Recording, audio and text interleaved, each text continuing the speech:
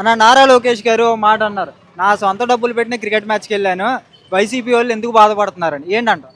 నారా లోకేష్ గారు ప్రస్తుతానికి సకల శాఖల మంత్రి. ఎందుకంటే అన్ని శాఖలు ఆయనే చూసుకుంటా ఉన్నాడు. ఎందుకంటే చంద్రబాబు నాయుడు గారు తన కొడుకుని ఎక్స్పోజ్ చేయడానికి పరిపాలన అంతా సకల శాఖల్లో కూడా లోకేష్ గారి మీద వదిలేయటం జరిగింది. ఆయన ఇక్కడ పరిపాలన గాలి కొదిలి పిల్లలు విద్యాశాఖ మంత్రిగా ఉన్నాడు ఆయన. పిల్లలు మాకు వంటలు బాగోట్లేదని పిల్లలు ఏడుస్తా ప్లేట్లు పట్టుకుని చెబుతుంటే అవి గాలి కొదిలేసి క్రికెట్ మ్యాచ్లు చూడటానికి వెళ్తున్నాడు. అతని డబ్బులతో వెళ్ళారనేది అందరి ముందు నిరూపిస్తే బాగానే ఉంటుంది. సొంత డబ్బులతో వెళ్ళామనేది ఊరినే ప్రకటన చేయటం కాదు.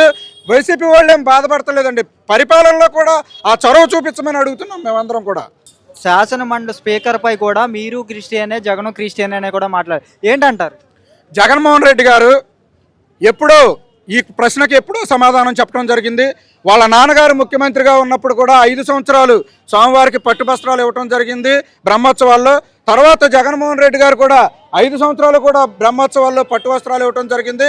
ఇవన్నీ కూడా తెలిసి కూడా మరలా జగన్ గారి మతం, నా మతం, నేను 4 గోళ్ల మధ్యన బైబిల్ చదువుకుంటానని జగన్ గారు ఎప్పుడో చెప్పడం జరిగింది.